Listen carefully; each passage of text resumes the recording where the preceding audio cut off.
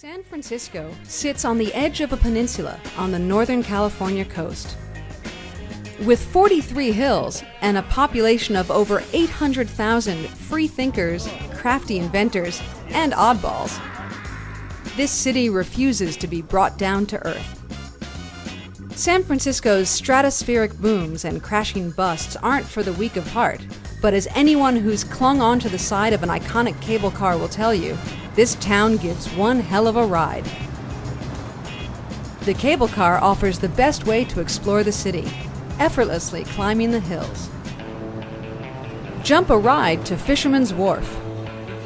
Fight through the tourists to grab a bowl of clam chowder and stroll down to Pier 39's K-Dock to catch the colony of sea lions that call it home.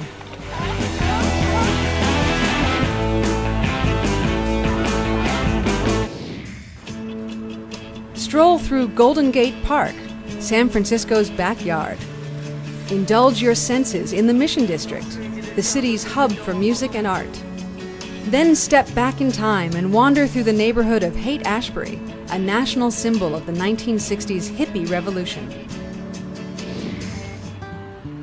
San Francisco boasts a serious foodie scene. The availability of fresh and organic, sustainably harvested produce means local chefs and diners are spoiled for choice. The Ferry Plaza Farmers Market in the Embarcadero is a gourmet emporium with almost 100 stalls offering the best in locally grown produce. About 25,000 locals visit the market each week, with the market at its bustling best every Saturday. San Francisco has its own brand of iconic landmarks. From Alcatraz, the world's most notorious prison, to the Painted Ladies, a lineup of pastel-colored Victorian houses, and Lombard Street, created in 1922 with 8 sharp curves and paved with red bricks. It's one of the crookedest streets in the world. The Golden Gate Bridge is the most iconic landmark in San Francisco. Completed in 1937, the Art Deco suspension bridge connects the city to Marin County. More than 120,000 cars cross the bridge each day. Experience CBS News. What we're looking at here is the deployment of our 11th wave energy buoy. Power from clean and constant ocean waves could help solve the world's energy problems, but it hasn't always been easy to generate support for this renewable source. In 1998, when I was writing these white papers and proposals, people were saying, you know, she's crazy. We're not going to be able to harness energy from the ocean. It's just too harsh of an environment. Before this successful field test off the Oregon coast, Contactors and circuit breakers. electrical engineer Annette Van Juan experimented with many technologies. This is a linear to rotary system, and these were 2 of those top 5 that we built at the 200-watt level.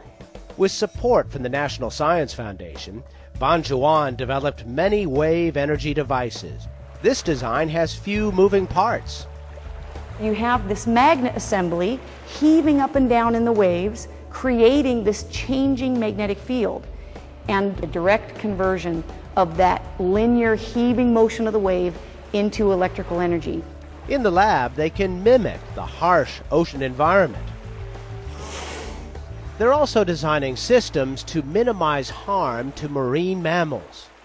We do have off the Oregon coast about 20,000 whales that migrate. So we have experts who are also looking at acoustic avoidance systems that are encouraging the whales to go around these wave installations.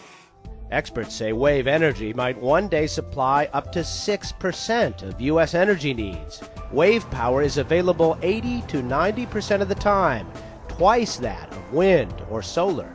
Fortunately, we are in a climate that people understand the importance of renewable energy technologies. So clean ocean energy may be the wave of the future. Experience CBS News.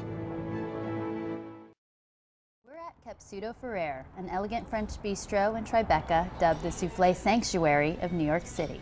Here, they don't serve soufflés in small sizes like you see in most restaurants. These are puffy, tall soufflés made to order in huge white ramekins.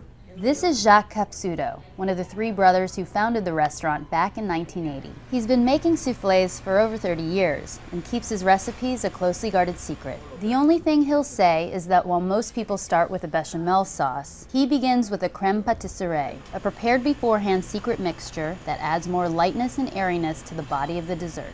There are always 5 savory and 4 sweet soufflés to choose from. My favorite is the praline soufflé with hazelnut sauce. In a bowl, Jacques folds the crème pâtisserie with the hazelnut liquor and a homemade hazelnut paste made with ground up hazelnuts together into a batter. Then he beats egg whites with a little crème of tartare until soft, airy peaks form. He folds the egg whites into the batter in small batches, then pours it all into a large ramekin. He bakes it for 15 minutes until it rises to an airy dome of golden brown. The finished dessert towers over the ramekin with a delicately crisp outside and soft light inside that you can break open with a spoon. And the best part is the tableside service. With care, Jacques delivers the warm soufflé to the table. Then he opens a hole into the sugary crust and very slowly pours the hazelnut cream sauce down the middle, adding a big spoonful of whipped cream on top along with a smile. Because somehow he knows he just made your day. And though it looks heavy and intimidating, it's as light as can be. You'll be surprised how fast you finish it. I'd say it's a pretty special experience, a perfect dish for when you really want to impress someone. Experience CBS News. Later in the day today, Netanyahu said that he has not made a decision on whether to attack Iran. In the past, Israel has destroyed nuclear facilities in Syria and Iraq, but Iran is very different, and we asked David Martin to show us. Iran can't build a nuclear weapon without the massive complexes of centrifuges that enrich uranium to bomb-grade level. One enrichment plant, called Fordow, is buried 250 feet beneath a mountain, where not even America's most powerful conventional weapon, a 30,000-pound bunker buster, can reach it. General James Cartwright, recently retired from the number 2 job in the U.S. military, said so just the other day during a panel discussion. Deep enough underground that there really aren't weapons to go down to penetrate that kind of activity. But that does not mean Fordow is safe from attack. Its entrances could be sealed off, and that large rectangular building provides ventilation inside the mountain. But Admiral William Fallon, retired head of the U.S. Central Command, which would conduct a strike, says it's much more complicated. There are a lot of targets. This is not a one-time shot. It's going to take a fair amount of work. Israel is capable of a one-time strike, but only the U.S. has the air power to go back and hit targets again and again. Still, not even the U.S. could wipe out Iran's nuclear program.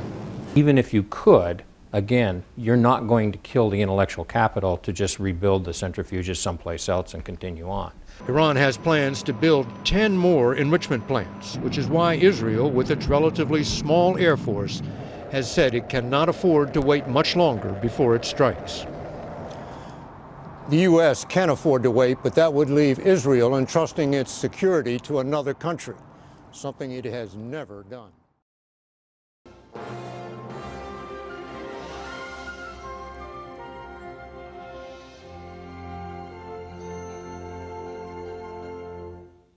Experience CBS News.